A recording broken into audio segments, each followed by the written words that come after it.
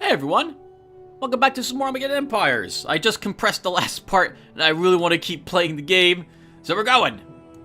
Let's pick up where we left off, which was dealing with the xenopods now. So in the last video, we had defeated the Free Mutants, kind of in the most unepic ending ever, where they just walked out a very powerful army, leaving their HQ undefended, and we snuck in there with a stealth vessel and claimed it, ensuring our victory. It was awesome. However, we didn't get a good feel for the deck, because we weren't able to engage it in a combat. I had a feeling we would be short human resources, but I wasn't 100% sure. So we started up another game, and in this one, we're facing off against the Xenonauts. We find ourselves resource-starved, with the only resources we have in the immediate area being those, even within our supply range, I guess I should rephrase, being those from our starting hex. And we were lucky enough to draw Ulysses Stark, who gave us the +1 more human resource each turn.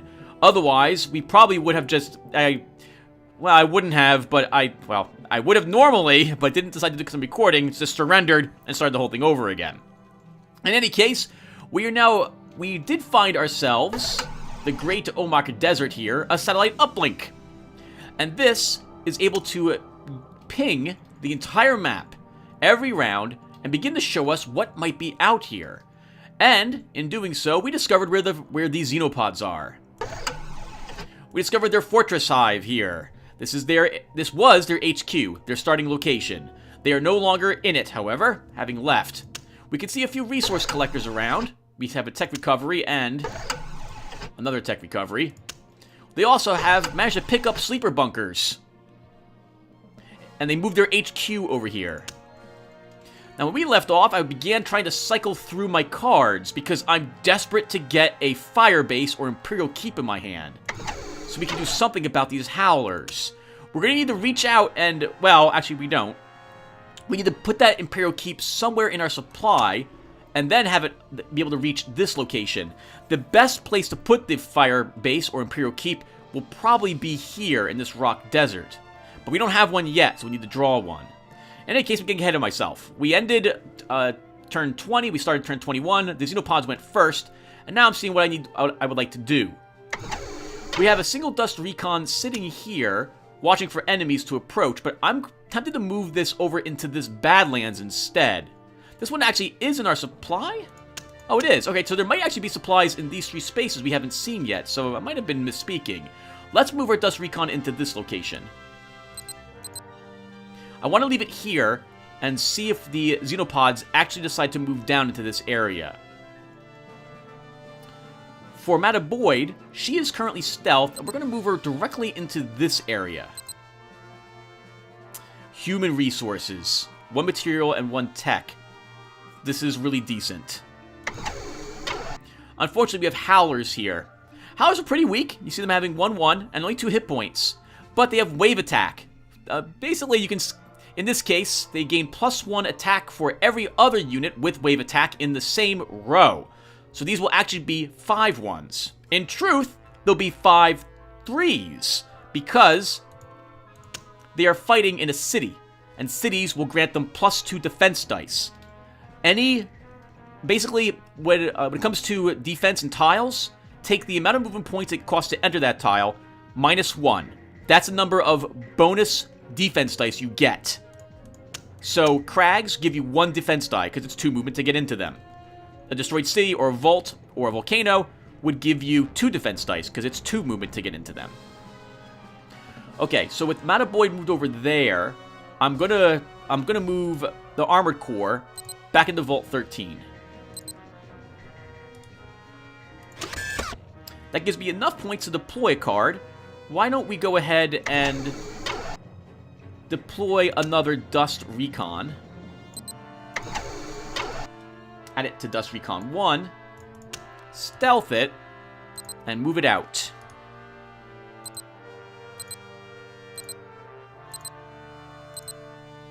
Finally, oh, we don't have 1 AP for Cassandra's Rangers.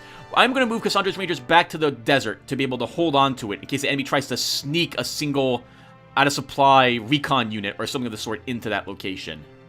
Though they themselves aren't bad. I mean, they are reconnaissance strength 6. That's better than a recon's at strength 5. But we'll probably leave them in the Omar Desert anyway. All right, that's it for our turn. We're out of action points. I'm just gonna go ahead and keep spending 2. We are earning enough that we can go ahead and spend 2 each round. Uh-oh. Okay, they're attacking our Vindicator with a Xenoscepter. And it's got this GBF-7, this missile on it. This, if it damages it, will actually inflict 3 times the amount of damage. So this is really bad for us. Oh, okay, no. We didn't shoot it down at all. We don't have any fate points, so it gets to make its attack.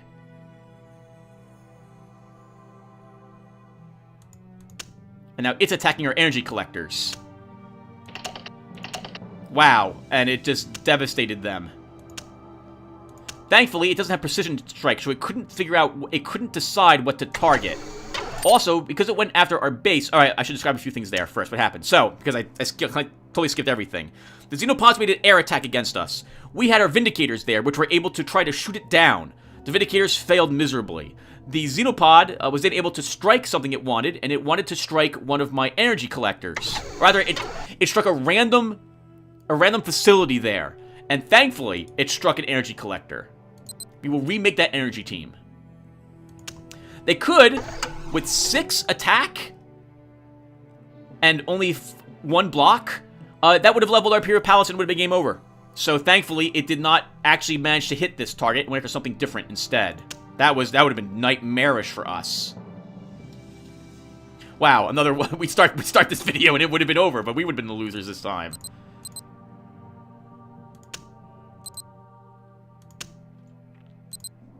Oh my god. Wow. They have things everywhere. A ton of reconnaissance units are sitting around everywhere. Let's move Casca's Rangers here to deal with that force. And we're going to remove the Armored Corps here to deal with this one. I need to wipe out these scout units of theirs.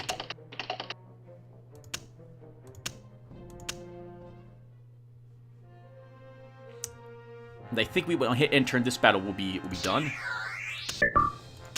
We might not kill this with our strength 6. It's going to be very tricky. Okay, good, we did.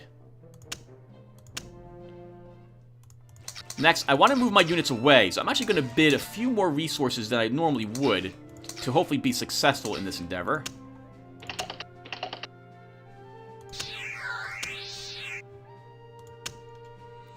I'm actually going to keep attacking. I want to get this unit. Now, notice this unit is in supply for them, so it will be a little more difficult to destroy.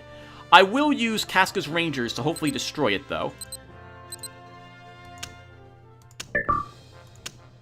I'm really desperate to take out any scouts that they have.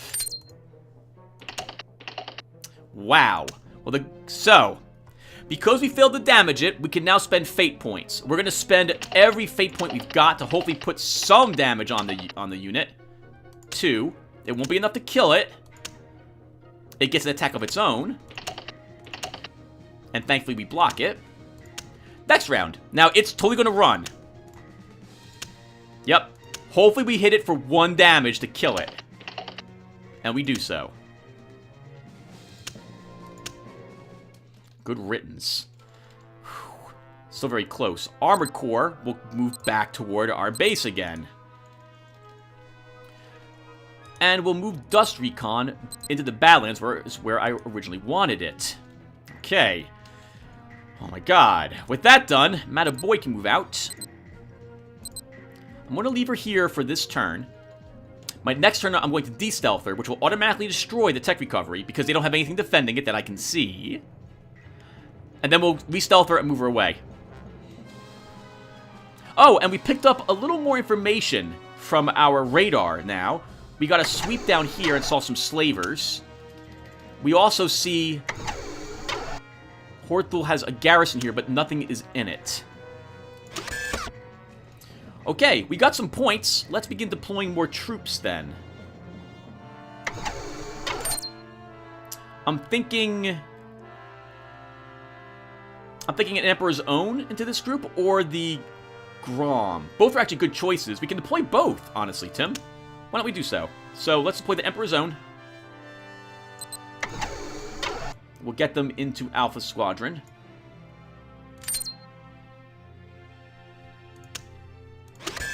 And the Grom, which will also go to Alpha Squadron. Nice. This is a decent army. Of course, fighting Xenopods is going to be an uphill battle. And is that it? Is that all I've got? No, we have these. This dust. So we're going to begin moving this dust way outside of our supply range and hope to pick up some resources or something way out here. Because we started in supply, we could move 4 spaces. But from now on, this guy only gets to move 1 space for the rest of, well, until he's back in supply again. We don't have any more action points. We're just going to end our turn now.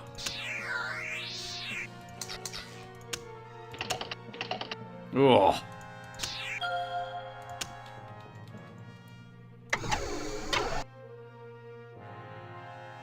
Oh, God help us! That is probably the strongest thing in the game that they could probably want to send at us. This is absolutely terrible. Resume AI. Okay. So, let's look at what the AI has to throw against us here. They have probably the worst army I could think of to fight, with the exception that it could be even stronger than it currently is. They have Riley, the strongest Xenopod general and arguably the best general in the game leading this army. You know how we get +1 for everything that Ulysses Stark has here? Well, guess what? This guy's +2. They have a monstrosity. This is unbelievably strong at the moment, with 10 attack, 9 defense, 12 hit points, and it hits the something twice when it attacks, and it has Neurotoxin 4 to do extra damage if it takes any damage, assuming it's not an armored vehicle.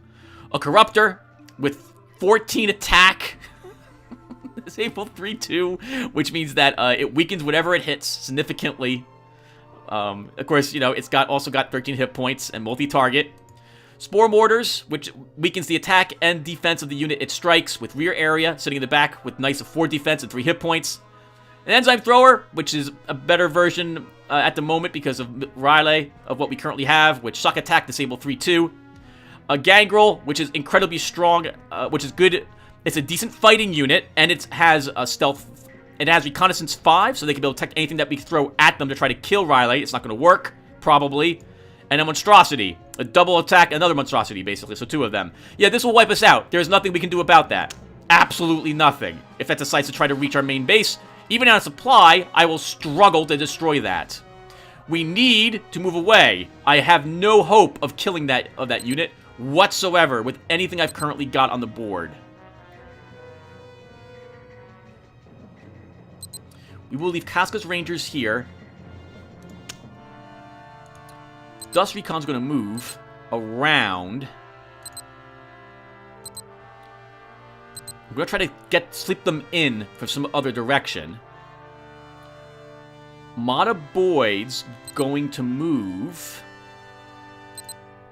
into the base and continue moving away.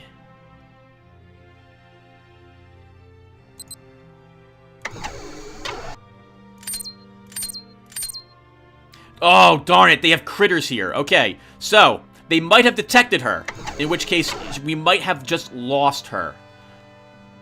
They don't have any good defense in here, but they have a defense in there. Now that I see that, Casca's Rangers might be able to sneak in and destroy that base. Darn it. They were here. They moved 3. 1, 2, 3. 1, 2. We'd have to sneak them around, and next turn maybe make an assault. Let's go ahead and move our Dust Recon 1 space. And with our leftover TUs, we can draw a card. Let's get the Armored Core Act. No, let's draw a card. Darn it! I don't need any units at the moment. Let's end our turn.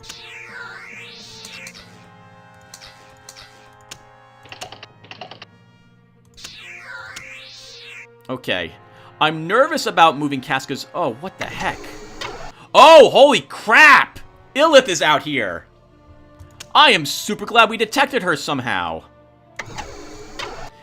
Illith is an assassin. She is like our... It is like our Valentine Kusanagi. However, she has Master Assassin. So she can... Oh, she can choose a specific hero for assassin. Oh, she doesn't have Slayer. Okay. I forgot about that. So if she's in the same hex as a group of heroes, she can actually choose who she kills. Normally, an assassin, I suppose, cannot do so. I'm interested in capturing her or killing her. Casca can probably do it. Let's hunt the enemy hero.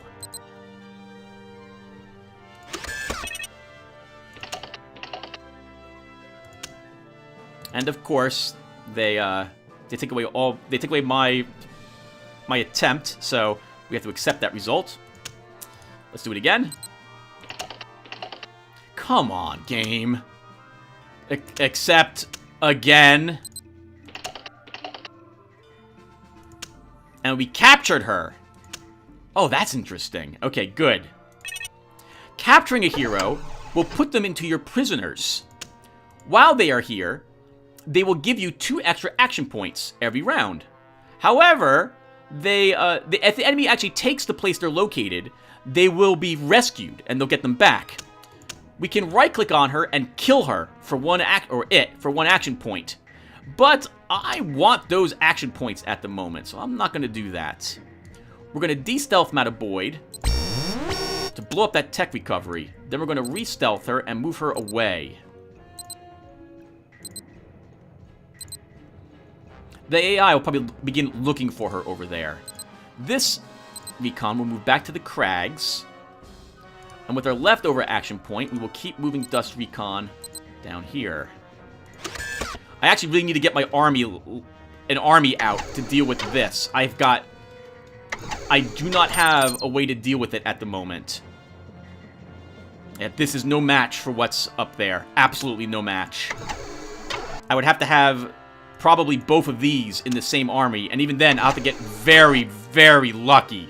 Very lucky indeed to take out this force when Riley shows up.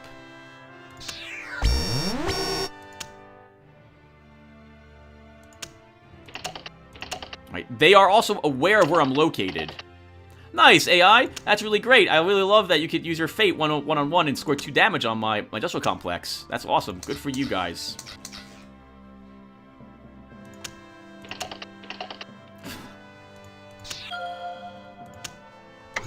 Oops! They probably saw my Dust Recon. Oh, Techno War College. Wow! Oh, thank God we defended against it. They moved back up here to hunt down Mataboyd. I'm fairly confident that's what they did. They might not have detected Dust.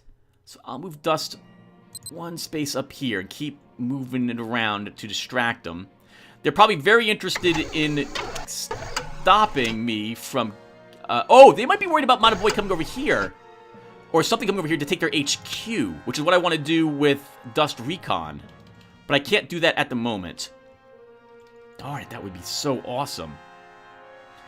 Alright, Tim, you're kind of leaping over the place right now. People might not be able to follow you. Okay, so, we need to repair some of that damage that they did to the industrial complex. So let's right-click on it, and then we can select repair.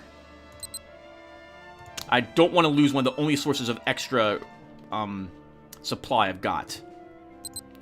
Mataboyd will move in... Let's see. Actually, let's keep moving her a lot. Let's move her, 1, 2, 3. We'll look for more resources out here. Anything we might be able to pick up to add to our totals.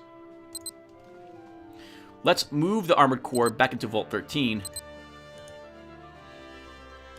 And Casca's Rangers, I'd love to move you back here to take their HQ.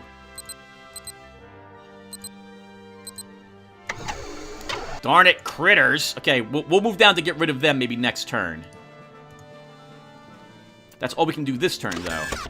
Oh, we could just deploy Fulton Strangeglove, I suppose, but no. Oh, actually, let's get Valentine Kusanagi out into play. And we'll assign her to her own squad. And we end our turn. I'd like to go first, but I don't really have a lot of the supply to, leftover resources to do it. We don't need to go first as badly because we have 11... Oh, is she worth 3 action points each turn? We're getting enough action points that alone won't be enough for me to worry about going first. Let's move Casca's Rangers a bit. Oh, before we do that, what am I doing and why am I doing it? So, we don't see that big army anywhere, but I do see the fact that their horde full is still here. I'm going to move Dust Recon up 1. They only have eggs in that base. Let's move Casca's Rangers around. We're going to try to assault it. Mataboyd can move. We'll move our Dust Recon a bit. And then... why don't we draw a card?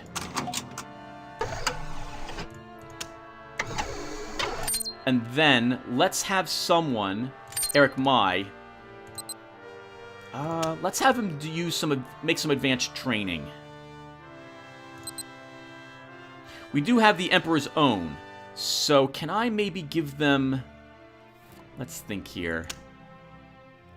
We don't have the action points to try NBC training. That'd be a really nice one to give them. The plus resistance could be very nice as well. I guess we'll just try to aim for a firepower training.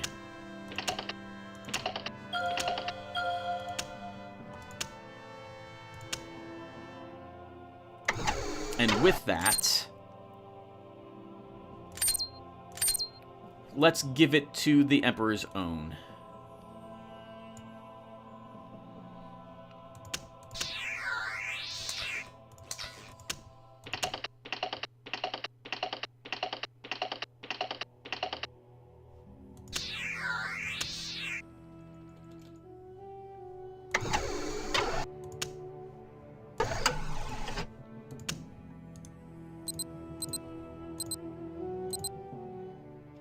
Okay. Now,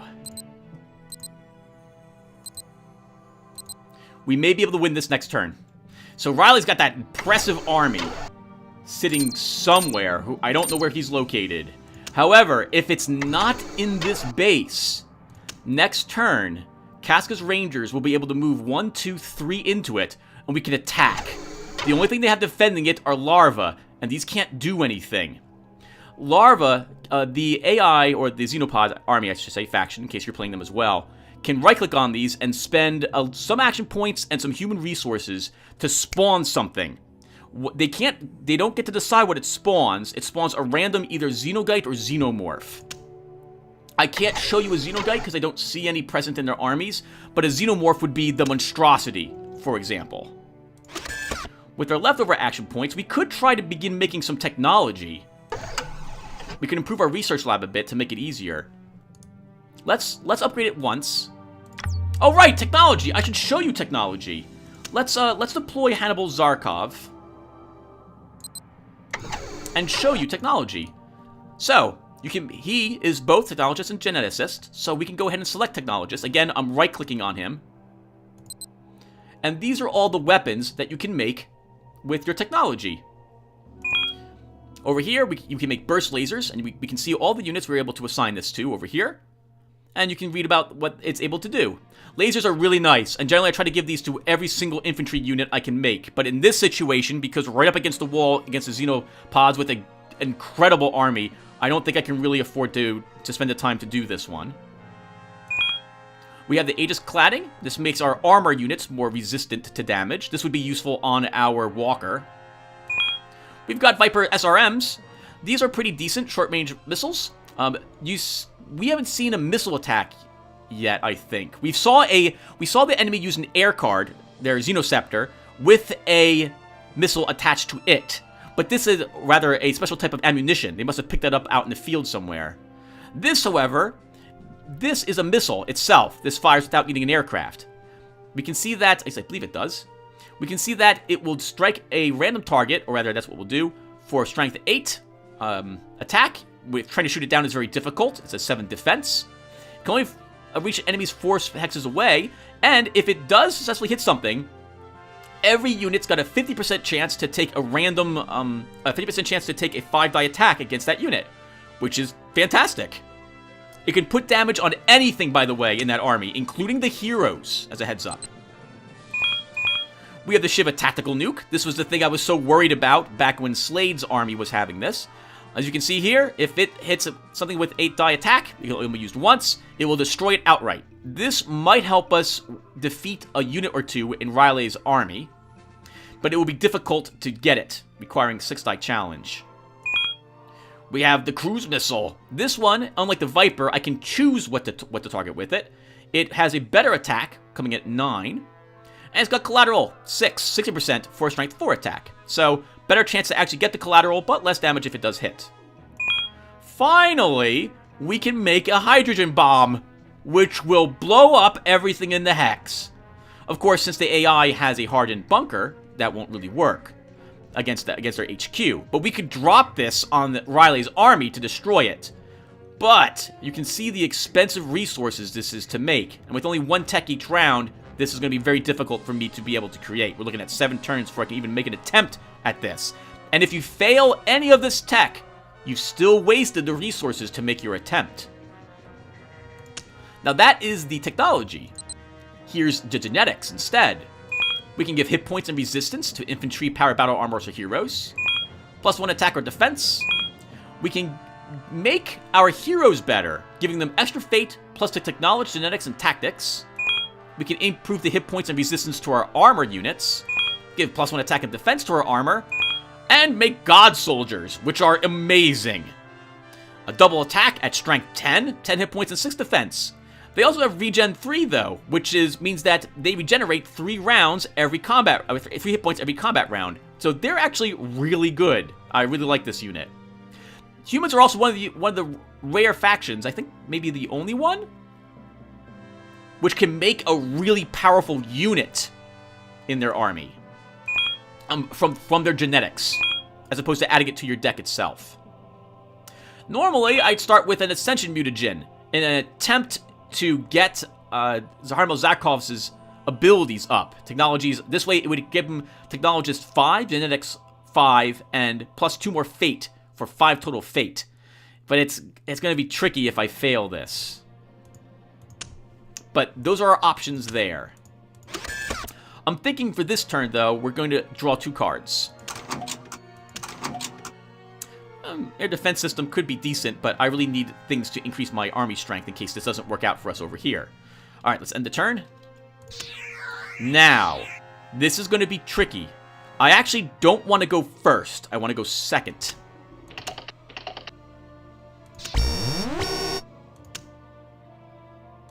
They're attacking me again. This time I have my Vindicator here to defend me from the Xenosaptor.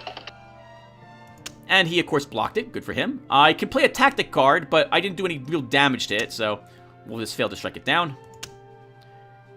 Attacking a random target. It's attacking my materials team. And he couldn't damage it. Okay, now, we may win the game right here, because the AI... I don't know where the AI's big hulking army is, but I don't see it here, and I don't see it in this base. So we're going to move... Is this still their HQ? Still their HQ. So, as before, assuming this is all they have in here, the AI doesn't have a lot of defense here. Let's move Dust Recon into it. And we probably have 1. Casca's Rangers can move into that hex. And attack. The reason I wanted to go second is because the AI... if I went first and took this when I went first, assuming I win here and assuming this ends the game, for example, the AI has a round, basically until the end of the round, to get in here and reconquer the HQ. By going second, the AI has already taken its turn, and it can't actually react to what I'm about to do. So this is fine. Let's do this. It's over. We have won. The AI simply, I mean, it's going to play out the entire thing, but these are larvae. They can't actually defend themselves. So we've spent a whole nother video in which we didn't get a good feel for this army, and we didn't have to slug it out against anything significant that the enemy had either. And we won this one because, again, the AI made a very poor decision about moving its HQ out of a well-defended area. Alright, so that was their HQ taken. It's probably game over. That said, we're still going to play as if it's not. So let's move our Dust Recon one more space. Move back to void 3 spaces. Wow, there's like nothing out here. I guess we might as well try to make a mutagen.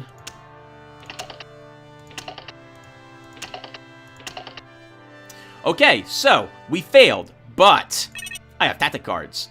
We can turn 2 success dice into failures, which will affect this. And we win. Okay, so I guess let's go ahead and apply the mutagen. The mutagen can only be used on a unit once. We are unable to apply multiple Ascension mutagens to the same hero. But you can apply one to all the heroes. We could apply this to Eric Mai and give him 3 more fate points and +1 tactics. The same applies for any type of genetics card when applying it to a unit. If we built the one genetics card that would give +1 attack and defense to an armor, like our Vengeance, we can only do that once. You can apply mutagens to things which have advanced training. So we could give like the extra hit points or +1 attack, +1 defense to the Imperial Infantry and make them a 5/6 card and use the Stark's army, for example. Well, let's go ahead and apply it to the gentleman I wanted. That'd be Mr. Zarkov. This way he has a significantly higher chance now to make future technologies. And since we've got Tactician and we used a card, we'll go ahead and produce another one. Let's end the turn to see if we won. Hey! Woo! So we're winning not because of any great battles, but because the AI is making bad choices. And I've been lucky enough to have my recons around to save my bacon. Let's inspect the entire board and see what else we might have missed. So the AI started with only the sleeper bunkers close to them, plus the debris field that they started with. They also had a wasteland and a rock desert, so they had some resources, we had none. Wow, there's like nothing else out here.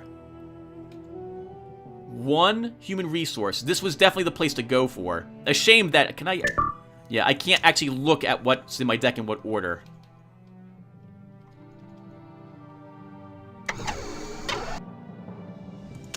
Oh, and I don't get to see their actual army. I guess it was disbanded the moment that the game ended. So they didn't have anything else. That's very interesting. So good for us. We won again. AI, what are you thinking about there? Especially because the AI with their own recon, they must have seen Casca. Though I don't know if the AI is smart enough to recognize the fact that she has Commando. But we could have won this battle even with our Imperial Recon, because the eggs, Imperial Recon would have had 1 attack, 1 defense, because it's out of supply. But the eggs have only 1 defense, so it doesn't matter. We could sit here and roll our 1 dice until we won, and I totally would have done so, even if we didn't have Casca. Alright, let's finish the game. Awesome! 2 victories! I like this, but oh god, I'm already getting angry at the die rolls. Alright, so, we're totally going to edit this deck, because at this point, I think that Vault 13 is a mistake. We're going to remove Vault 13 and change this up. So, I like having the crater base. Now, alternative... Oh, no, Tim, you need the crater base. I mean, okay, we could put the staging area in. It'd be cheaper, but I like having that restriction to the enemy, this 2 movement point restriction here, to hinder the enemy a little bit more. So we'll add it. Now, we are going to be shy 1 energy now, but I don't need energy as much as I need humans. I really need the humans. That means adding a shantytown. We have 1 extra tile point now, so we might as well add a single dune to this as well. Why not? Let's save this. And we have time. Let's do another one. New game. 10 max tile points. Human conditions selected. And I still don't care who I fight. Dinopods again. Darn it. I actually do care who I fight my Dinopods. Let's go ahead and do it. They're going first. Alright, so they get to place their tile down. Now let me show you what I was talking about before, 2 videos ago. I was mentioning how we can boost our initial deployment up a bit. So I'm not going to do this. I want to show it to you, but then I'm not going to keep the results, because I actually don't, in this case, in a 2-player game especially, I don't really want to push my base up too far. So for example, we're currently limited to these deployment hexes. But let's say I was like, no, I want to be way up in the center. We can deploy the dunes first.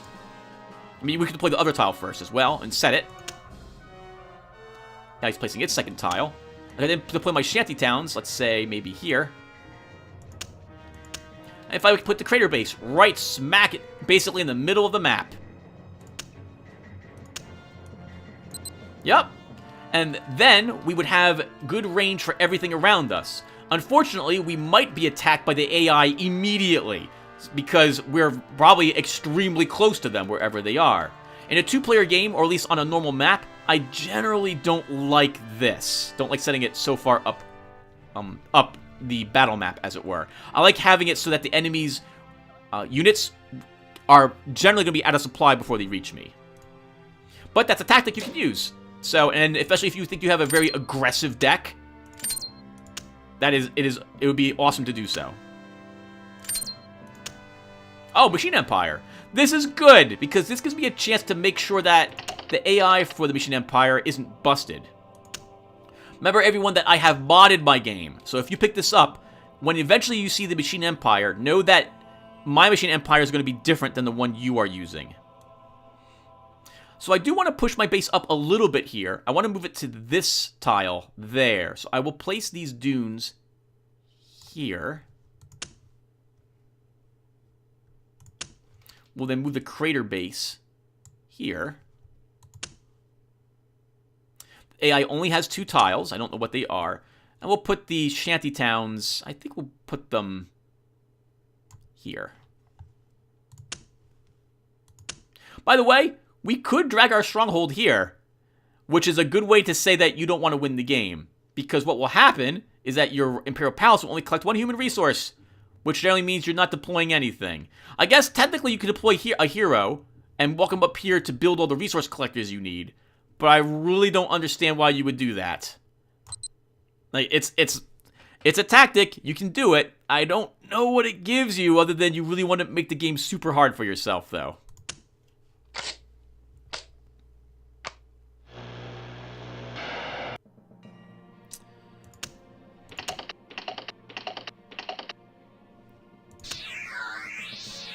Okay, everyone. So, as usual, I do not bid any extra resources, or risk any extra resources, to go first. I simply do not care for, like, the first 5 turns. Next, I look at my hand to see, am I mulliganing? How much do I have to panic? And we have a decent hand.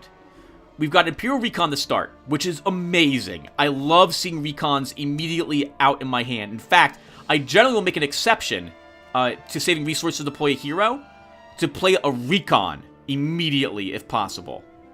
I've got heroes. I have Hannibal Zarkov and Honore Harris, so that's good. We have a general, which is really helpful, and someone else who can stay in the base. We've got a Grom, which will work to defend the base, but it's very fragile. I'd actually rather see a Imperial Infantry in my hand than a Grom to start with. We've got a War College, which is good to help our infantry out, and an Intelligence Center, so we don't need to worry about starting resources. We also have that fire base I was looking for last video, so we can increase our supply range if I need to. Next, let's look at the map. So right away, you might have noticed this. What the heck is this? This looks like some sort of crashed pod. I bet you it's a Machine Empire thing.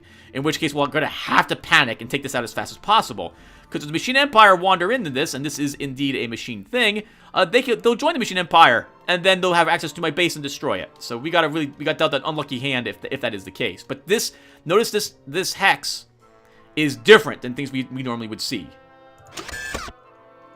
What else do we have? Anything else out of the ordinary? No, nothing else. I see no other amazingly, like, holy crap, what could be their tiles. We do have some cities. 1, 2 cities and a town, but they are nowhere near me. For a blockade, or ways to choke point the AI, we have something here blocking our northern area. If the AI did spawn over here somewhere. But there's not as much around. We're a bit more exposed. There's no 3-point thing in the way, but I guess there wasn't last time either. So this is good enough. Okay, so we are immediately going to make Dust Recon. I don't know why I call them Dust. I just like that name. Done. We will deploy the Dust Recon now. We'll add it to Dust Recon. We will stealth it. We'll move it.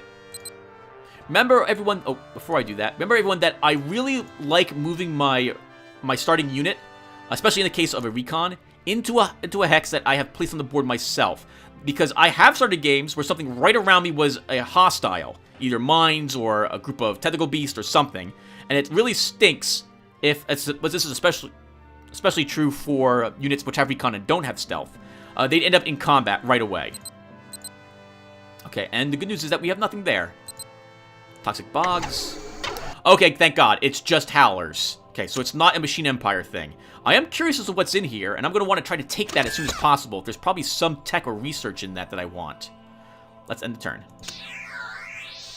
As before, I don't care if I'm going first or not.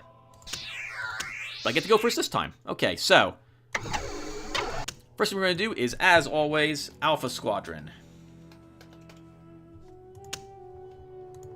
Next, we will move the Dust Recon. Continue. That is amazing. This would be a perfect place for an Imperial Keep. But we probably won't get one for some time. We only have one in our deck anyway. So the good news about this is we have starting resources now next to us, like the AI has had for several of the past 2 videos. The bad news about this is that we can only collect 1 of each. We don't have a way to collect 3 of each of these. Even if with an Imperial Keep here, we'd only be able to collect 2 resources at most from this location. Still, it's good to know that we have something here, even though we have to fight for it. Next, another army.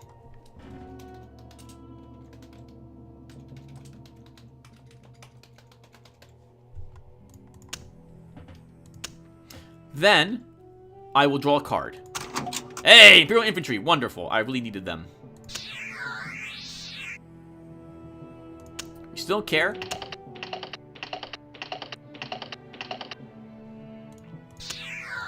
I feel like I actually feel bad for the Machine Empire.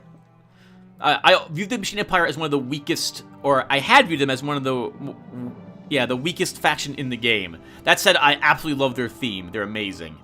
All right, let's deploy Honora Harris and get her deployed to Alpha Squadron. Next turn, we will build the materials team. Then we'll move out to the shanty towns and build a recruitment center, I think is what it's called. Then we can deploy an Imperial Infantry into my crater base to at least have some defense in it. Now we're looking for resources. Anything else we might be able to find will be very helpful to us. Let's draw another card. Create another army. Let's see. And draw another card.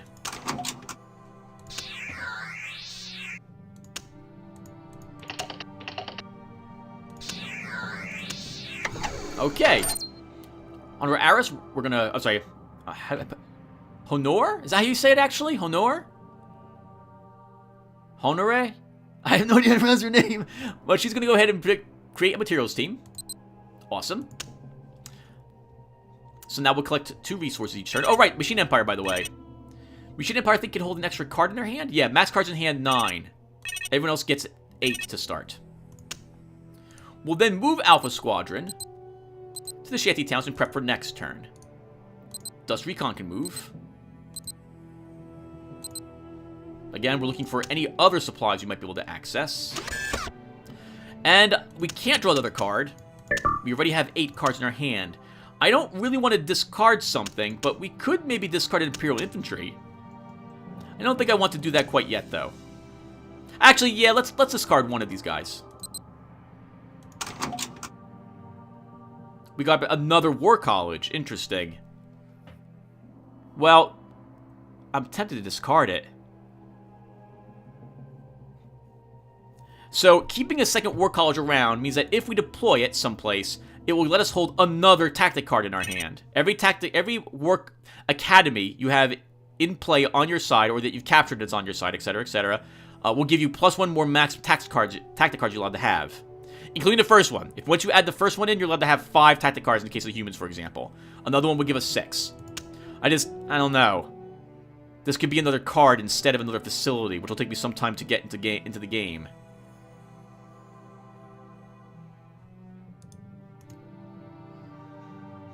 We'll hold on to it at the moment. Let's end our turn.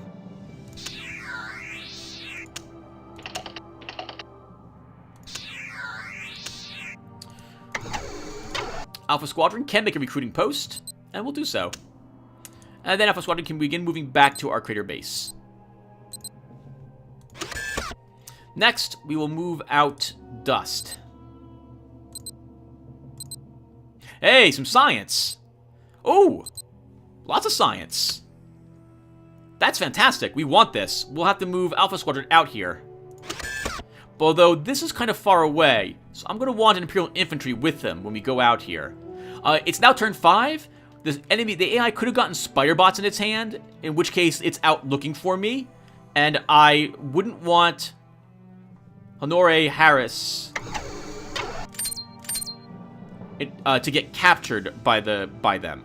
They can totally capture you even with an out-of-supply unit, I believe. So, and the Spider Bots are one of the best recons, having strength 8, range 1. So, it'd be nasty to lose her to that.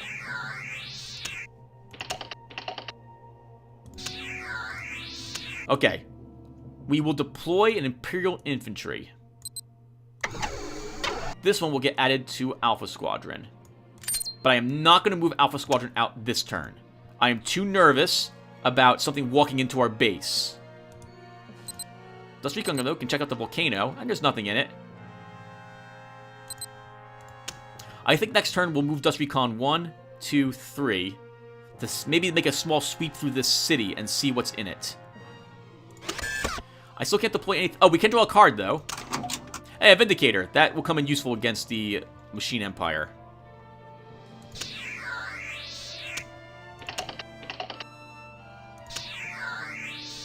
Okay, let's deploy another infantry. And we'll move Alpha Squadron out. Actually, before we move Alpha... darn it. Do I risk... I don't risk moving into an empty hex. It will just move there. Next, we can move our Dust Recon. A supplies cache. We will totally claim this. 2 materials and 3 energy. Unfortunately, we're not out of supply. So next round I'll move back in supply, and that will let me move a little further the next round. Those resources are really handy, though. But now I'm out of action points. We'll end our turn. I don't need to go first yet. Oh, wow. Awesome. Okay, let's move Honorable Harris 2. And begin making a tech team. And here's what that card looks like. I love the artwork for these cards. It really is amazing. We can then move Dust Recon a bit. Back into supply. That gives me enough TUs I can deploy an Imperial War College or the Intelligence Center. I think I'm better off deploying the Intelligence Center to start. So let's do so. Next, I'm actually going to upgrade it once. To give me 3 action points and Sniffer 5. And then we'll end our turn. Wanted the Command Center because extra action points are always useful.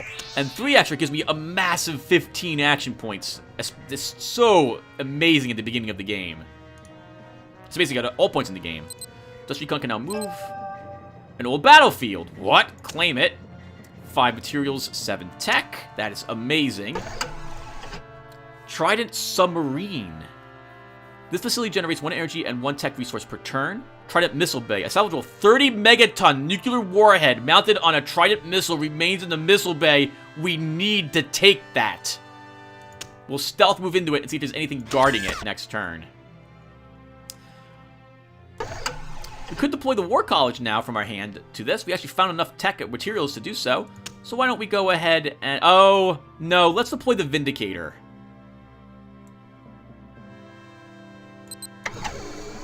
This will give me something else in the base to help defend it, and we'll deploy Hannibal Zarkov as well. Now this has a defender, basically, a hero.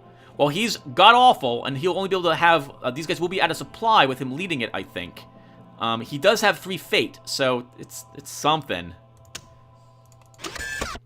We have 5 action points left. That's enough to move Alpha Squadron 1 down. And next turn, we can't do it this turn, we'll build another tech team.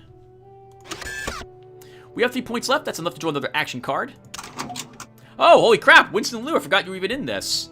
A stealth guy, huh? Command 8. Stealth would be helpful to move you around to begin hunting for things. Let's end the turn. I'm actually going to bid 1 tech each turn now. We don't really need the starting tech at the moment. Like, we're going to be getting a lot of it, so... Build another one of these and move Alpha Squadron back toward our base so we can begin moving an army out to claim the crashed pod factory.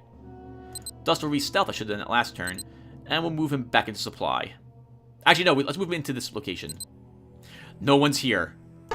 Really. Let's de-stealth.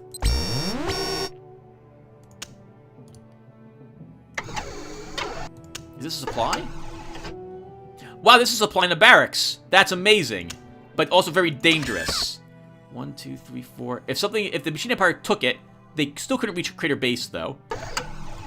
We found the Underhive. This looks like this is from Alpha Centauri to me for some reason. Another hardened location. It generates 1 human, 1 material, 1 energy each turn. We want to see what's in here. But we can't do it this turn. Next turn, we'll move our recon into this and see if we're interested in whatever it is. And that will do it. We have a lot of stuff near us this time. Some cannonballs are down here as well. Let's draw some cards. Valentine Kusanagi. That immediately means I will make her an... Why don't we do it over here, Tim?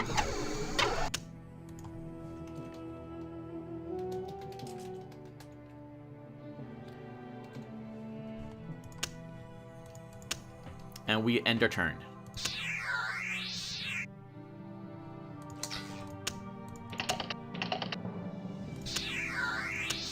Okay, let's see what's in the Underhive really quick. Humongous is guarding this. So he did not want to join us. So this means that if we want to take this, we'll have to attack. We do have a base right here. We just don't have a nice, strong frontline fighter to help us deal with the tank.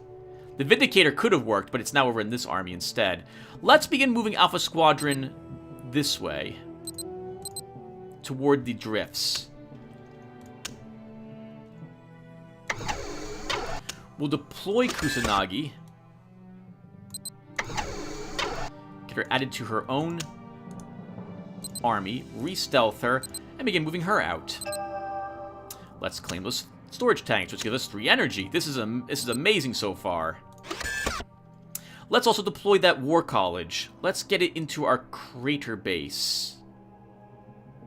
No, actually, that's a mistake. I really want one of these out of my hand, but I think it might be best to hold on to the materials and energy in case we draw something like a Tiger tank. Okay. The Emperor's Own will be useful for Winston Liu. We can then also give the army a Grom, and that should be more than enough to deal with Humongous. Alright, let's end the turn.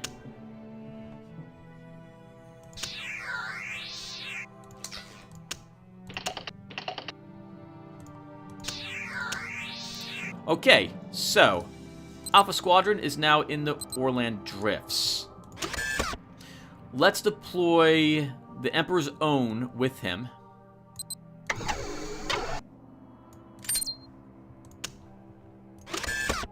Also, we can recover that warhead for 3 action points. The only problem with doing so is that it's then in our hand until I deploy it, but it will stop the AI from getting it. So I'm thinking we're going to do that this turn. Let's deploy the War College first. Get it out of our hand and into here. Take out this warhead. There was only 1 in it. This must be attached to an aircraft card. As you can see, it will detonate 100. It will detonate this thermonuclear warhead. It affects the entire hex, but it costs 4 action points to attach it. This is great. The only issue here is I need an aircraft card to attach it to now. And the moment I do that, that means the next attack that aircraft makes will have this effect to it. So, I may end up just scrapping it, but we'll see. Alright, Dust Recon, you are still on supply. Let's move you 1. 2. Wow, we have a ton of resources near us this turn. We cannot deploy Winston Liu. We don't have the human resources to do so, but Kusanagi can still move around. Check the mountains, and that will do it. Let's end our turn.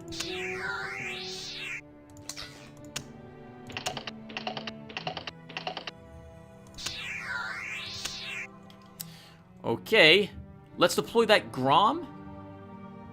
Or, yeah, let's deploy the Grom. Add it to Alpha Squadron.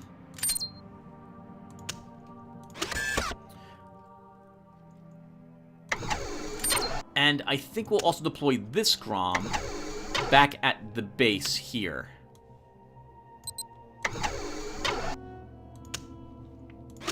With 3 action points remaining, we will continue to move our other units.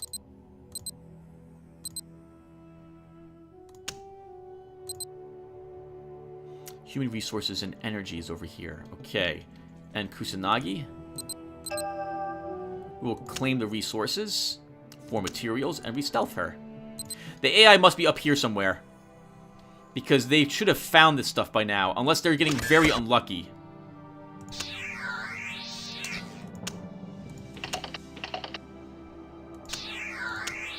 Okay. This turn, we'll attack the Sensiri Mounds, which has the Underhive in it, and we'll see if we can win. First, let's deploy Winston Liu, because we're going to try to make this in our favor slightly, if possible. We cannot improve the War College. That's a shame. I really would like to do that. Alright. Well, we can't do it. Let's pick some advanced training. And I'm thinking plus defense.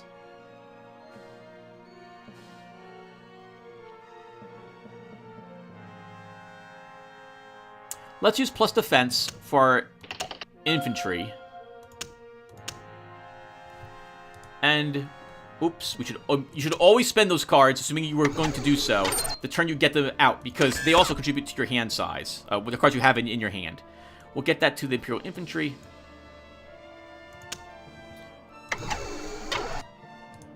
Tactician for, create advanced training. We'll do it again for the Emperor's Own, I think.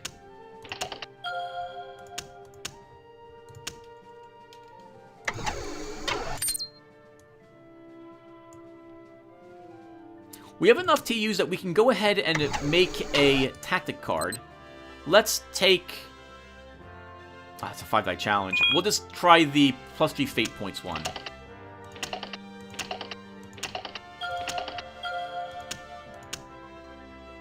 And that will have to do. Let's go ahead and move Alpha Squadron into the Sensiri Mounds. We will attack. So... You probably saw me, you might have seen this before and I just immediately said attack. So what's happening here is that, hey, just so you're aware, the enemy will get extra defense dice if I decide to assault their base and resolve this conflict now. We can lay siege to them, And after so many turns have elapsed, the enemy will lose that defensive bonus they would have gotten. They'll be considered out of supply as well, so their attack strength will also be weakened. But the bad news about this is that if the enemy has other units around, or armies, they will begin moving them in to deal with the threat that's attacking their base and lift the siege. You didn't see me do this the past 2 times because there was no reason to. In the first time I took the Free Mutant base, well, they had no defenders, so I was able to march in there and take it. They had some heroes, but heroes can't do anything against an army. The last time, I knew that if I'd laid siege, the AI would then send that powerful Riley group up to annihilate me. And, well, I have no desire for that to happen. So we just took it and we immediately attacked because I didn't care about any defensive bonus that the eggs got. Eggs can't damage me. I'm willing to play 1,000,000 rounds to win if that's the case.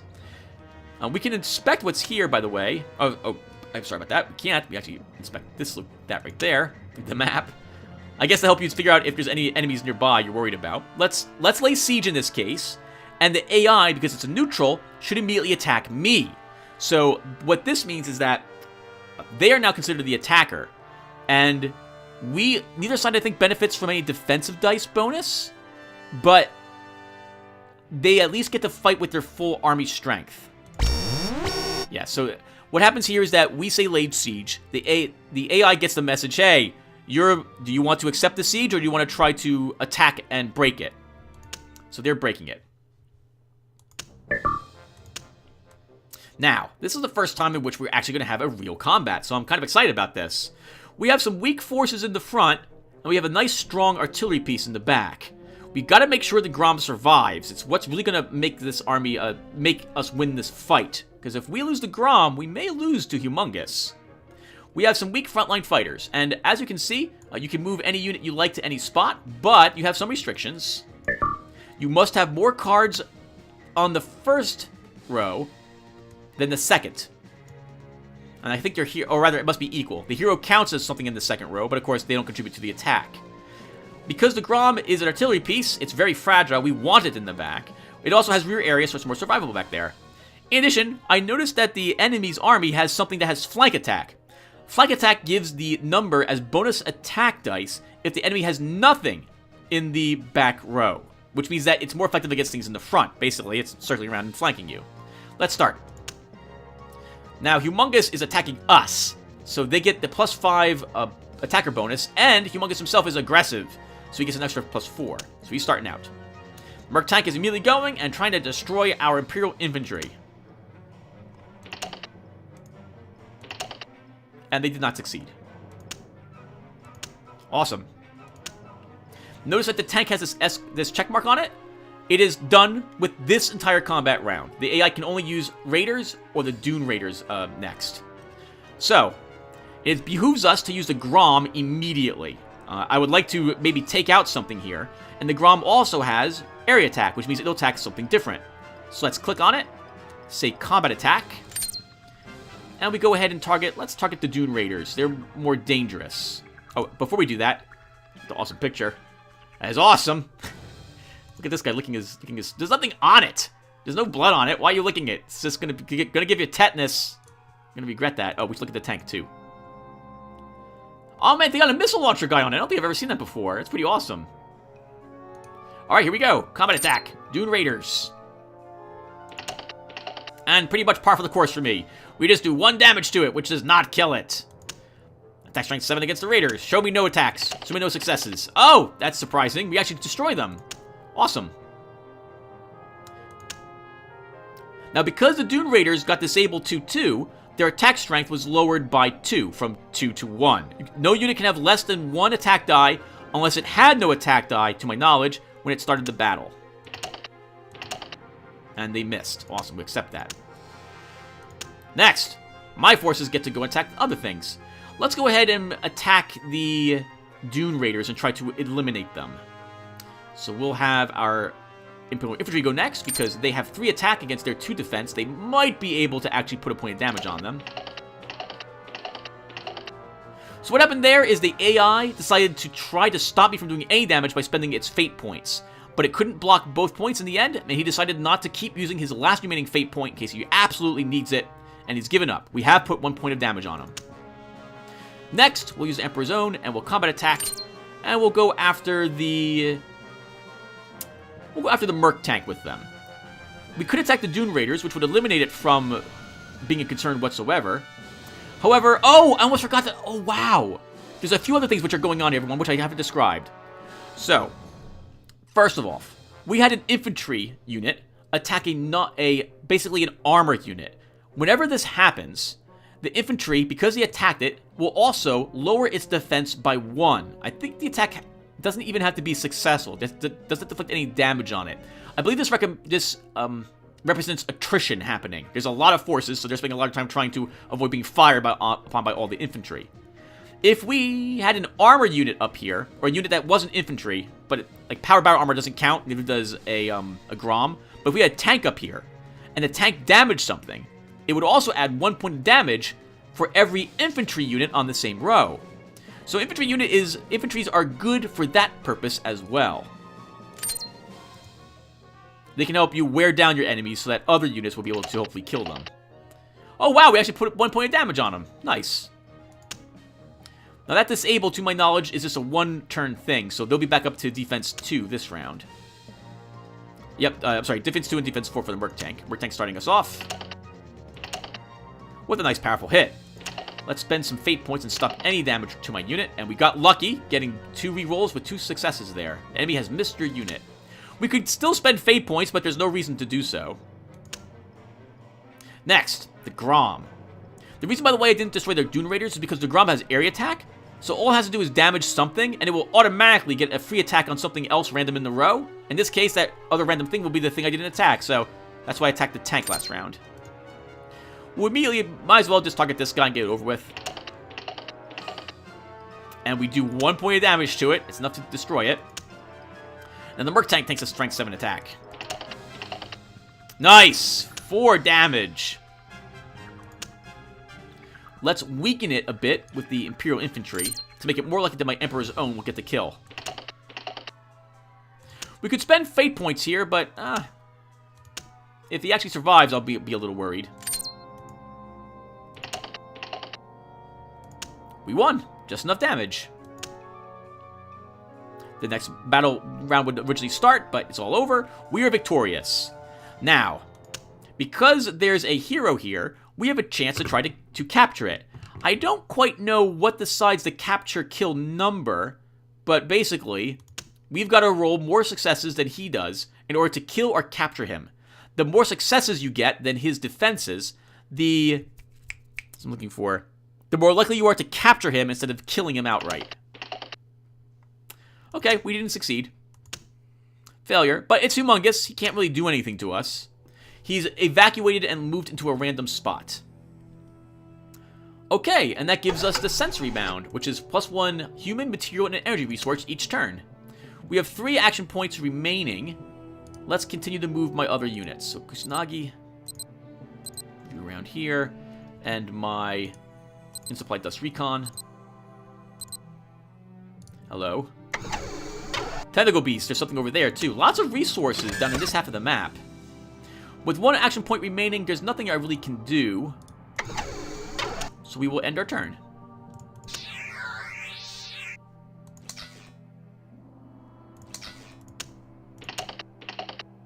Oh, that sucks, AI. Sorry about that. Everyone, though, I think we're going to stop here. We've played a little bit from the last mission, and this one's looking good for us so far, but we need more units in our hands. We can begin building better armies. In any case, we're done at the moment. Let's take stock of the situation. Probably next round, I'll move into this destroyed city. I think there were cannibals in there. Cannibals in there, and I want to kill them and get those delicious resources. We also have what's over here. But with, actually, with Winston Liu here, we should move him into the infantry division. I will move the Imperial Infantry there, the Vindicator, and the Grom. Giving this army some mobility if I want it moved out at all, which I probably won't actually do. I need something in this base to defend it, in case the enemy walks in with something else. Right, well, that will end our turn, everyone, or at least this video. Thank you all for watching. I hope you enjoyed it so far. It's been as much as you're going to hear lots of complaining from me about the dice rolls. It's just, it seems fate hates me when it comes to these. I need more fate dice in my life, is what I need. That was pretty cringy, Tim. Let's go. Thank you all for watching. I will see you in the next one. Take care, everyone.